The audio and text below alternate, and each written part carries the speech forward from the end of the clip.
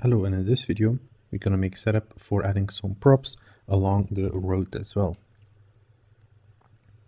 So to start with, I want to use the information from the road tool. I want to use the second output, which were these lines. So I'm gonna use a blast node, and we can then use this information. So more specifically, in the blast node, I want to use the straight parts here, and I want to reverse this. So most of the time when I want to have information, I want to place them on the straight parts. So let's say I want to set a tree. I don't want to set a tree where we have this corner piece.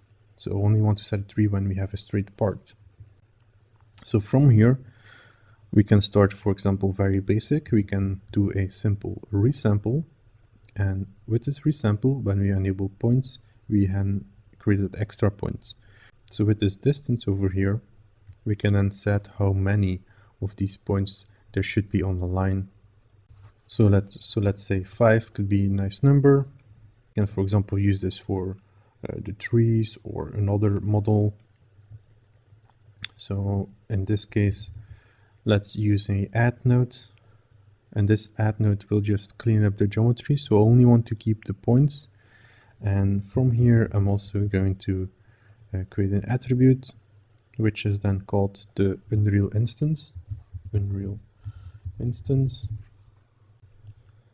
And this is a string value, and I want to use then the path of my model.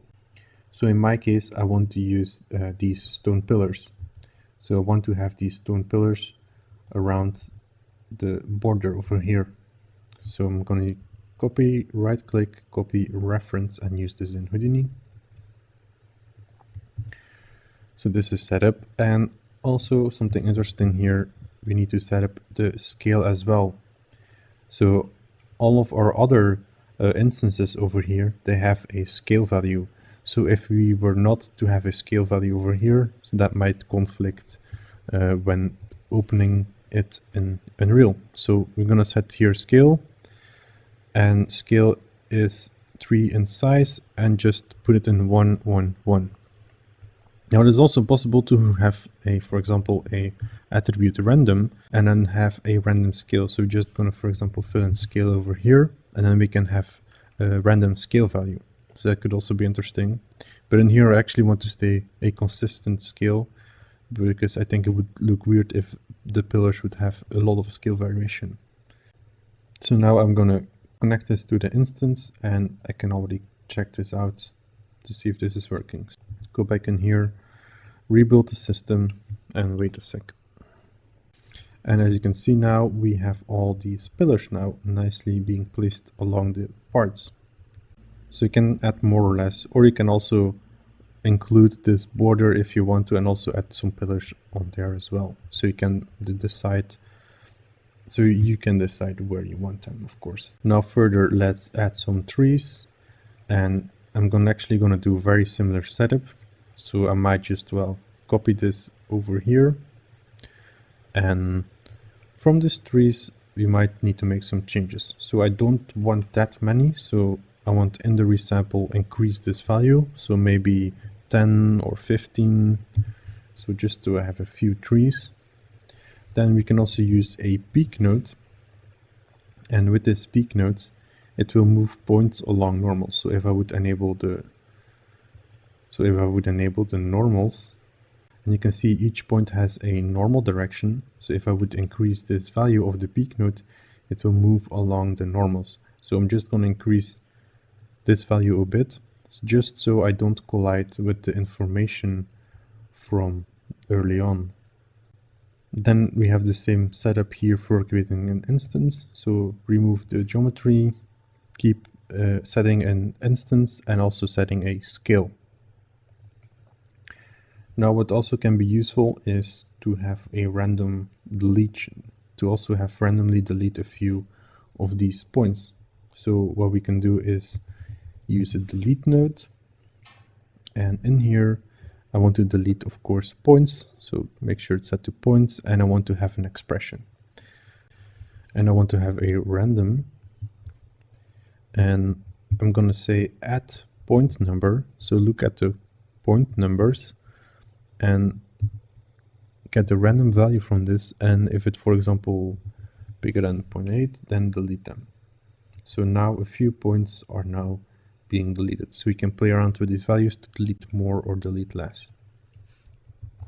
Then I'm gonna merge here these values together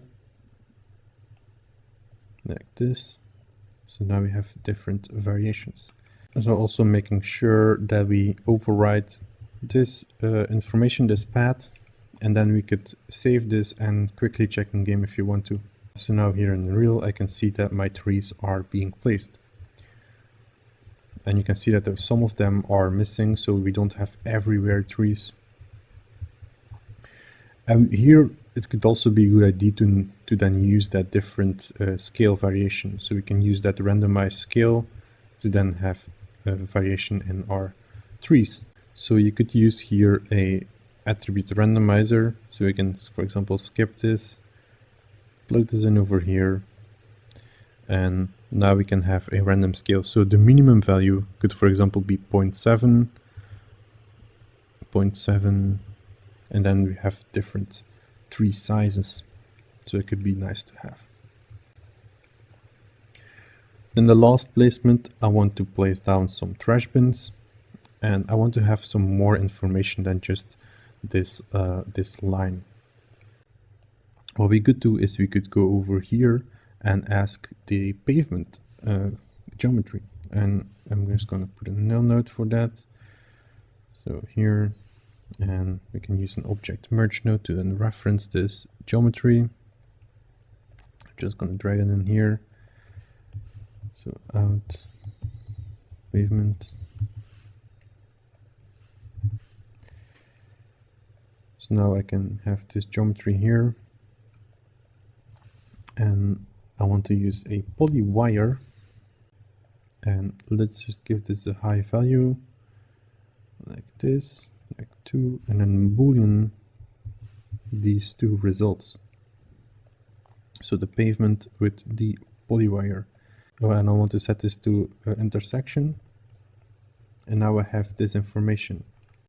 So now I have this information, which is the border size. So if we would increase the poly wire, we can then have a bigger part of the pavement. What we can also do here is do another boolean, and we could bring in here our building files. So I can here plug in my buildings over here, and then I could, for example, start subtracting this information. So as you can already see here, so in here I have a pavement border, and I subtract the part that's overlapping with a building. So just clean up the shape, so in case we are having a building, we would cut out different parts. So now I have the correct pavement. So now from here, what we could do is, for example, a simple scatter node. So this will just randomly place points here and there. As you could see, they're just randomly placed. So let's say we want to have, for example, 60 trash bins in the city, and then we can play around with this seed value to then place them place them nicely around. So this is another example on how we can get certain information from what we have here. So I'm going to copy paste these nodes for instancing, and I'm going to make sure I set the right model and fill this in over here, and let's save this and see if that works.